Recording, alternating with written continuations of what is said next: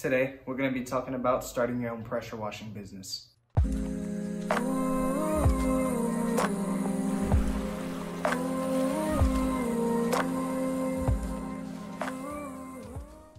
What's going on, guys? Today we're going to be talking about starting a pressure washing business.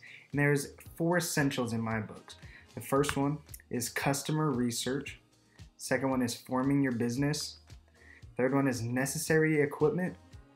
And fourth is marketing. Let's get right into customer research. Customer research. Make sure there's a demand for the service in your area. So do your research and make sure people are actually wanting the service you're trying to provide in your area. And in our case, this is pressure washing. Examine existing businesses in the area. So once we find out if there's a demand, you're going to find businesses that fulfill that demand. So if you want to be successful, try to copy their business plan so that you can also become successful. And understand your target audience. This just means figure out who you're trying to target for your services. So I put this together. This is a little quiz. Who is our target audience? Is it the 24-year-old college student, the 30-year-old homeowner, or the 15-year-old high school freshman? So it's not the 15-year-old high school freshman because he's not going to be a business owner and he's not going to be a homeowner. It's not going to be the 24-year-old college student either because typically they're not going to own a house or a brick and mortar business. 30-year-old homeowner does fall within our target audience, which is typically for me 30 years of age and up. Forming your business. Create a name that is clear and represents your services. So make sure that your name is representative of the services that you're going to be providing. So in our instance, it's pressure washing and soft washing. My business is named HC Soft Wash for Hill Country Soft Wash because soft wash is one of the services I provide. So if you're a pressure washing company, don't go out and make your name Hill Country Lawn Care. Create a nice professional logo. So a lot of side gig dudes don't have a professional logo, and it can really tell if you don't put any time or effort into creating your logo. Some of the websites I've used are Canva and Vistaprint. The template on the left is actually from Canva. I made that, and that's actually one of my client reviews. Vistaprint is an amazing tool. It's an amazing website. I use them for all my marketing, like my business cards. Make sure you contact your local officials to make sure you're following all the state and local guidelines. Examples are state secretary and the local courthouse. So, for example, I contacted the state secretary to form my LLC, and I contacted the local courthouse to make sure I have all my licenses. And this is optional, but website creation. And some examples are Wix, GoDaddy, Google, and Weebly. I currently create my website on Wix, and they're amazing. But a lot of people don't have websites. Even if they have other things like Google My Business, they don't have websites, and I think it's really professional looking. Take a little bit extra money, throw it at a website, and it looks way more professional when you put it in an ad. So this is big. Necessary equipment. So this is the minimum setup I would say you would need to start. At least a 3,000 PSI 2 gallons per minute gas pressure washer. So when I started, I had a 3,200 PSI 2.5 gallons per minute gas pressure washer. A bleach sprayer, so this means anything really that you can apply chemicals with. I started with just a hand pump, and now I'm at a backpack and an X-Jet. Residential surface cleaner, so now this is super optional. If you don't like the surface cleaners you get at Home Depot because they're cheap and they break super easily, then I would just say stick with the wand. It's going to take you longer, but most of the time when you're first starting, you're probably not going to have that many jobs anyway, so time's really not a factor. At least a 50-foot light-duty garden hose. So this is really essential for those houses that somehow don't have garden hoses. And a 50-foot pressure washing hose. So this is the hose that attaches from the pressure washer to the pressure washer wand. And you want to make sure you get an actually high-quality hose here because they can kink really easy and they get all tied up and knot up, and it gets really annoying when you're trying to do a big job. So now this is my current setup.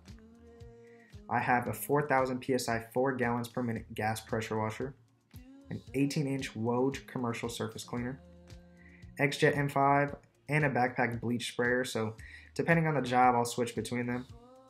A 50-foot light and a 100-foot light or heavy-duty garden hose, a 75-foot pressure washing hose, and a ball valve. So ball valve is super essential, especially when you get a really good setup, because it allows you to shut off the water without turning off your pressure washer.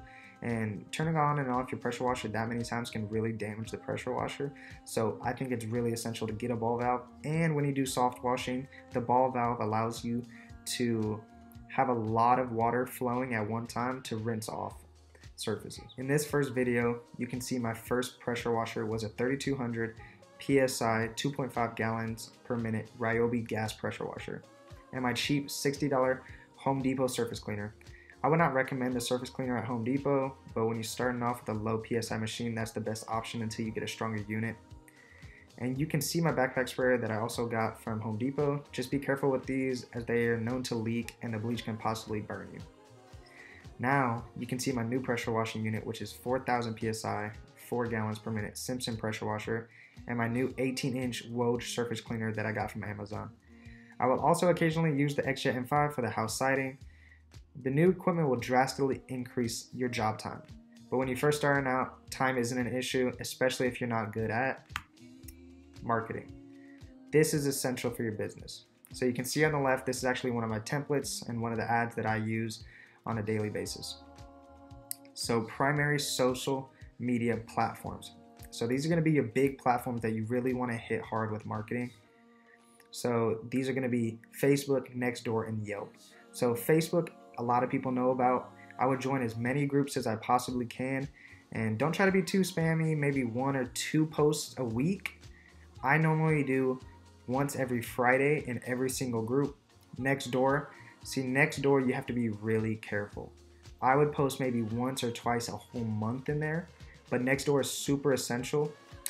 And Yelp. So Yelp is really review based. So if you get a really good Yelp social media platform, that could really help your business. Some secondary social media platforms. So these are going to be platforms that don't really generate that much business for me, but they're really good to have out there just to have people know your name. So Instagram, LinkedIn, and Pinterest. So Instagram is a good way just to get people to see you. What I do on Instagram is I follow local realtors, which is a big thing for me. LinkedIn and Pinterest, they don't really have that many users that are going to call me from my local service, but it's always nice to have backlinks on your website, and we can talk about that on another day when we talk about website creation. And Google My Business. Now this is really big. You need to set up your Google My Business as soon as you can. So some of the examples for the marketing on Google My Business are the Google Local Service Ads and the Google Guarantee. So the Google Guarantee is actually, it gives you a check mark next to your business name. It's going to go through all the background checks on your business and yourself, and they're going to make sure that you're a qualified company, and they're going to give you a check next to your name, and it's going to put you at the top of the page anytime people search for your service or your name. But Google My Business is huge. So anytime you look up any service or any fast food restaurant, let's say, Google My Business is what pops up, where it gives you the directions, the share, the location. That's Google My Business. So you need to set that up now. It's very essential for your business, and we can go way more in depth to that in Google My Business, and I can show you how I got in the #2 position in my local area in window cleaning services within 3 months. Thank you for those who stuck around to the end of the video. I'd really appreciate it if you liked, subscribed, and shared. If you have any comments, leave them down below, and I hope that we can all become who we want to be in the future.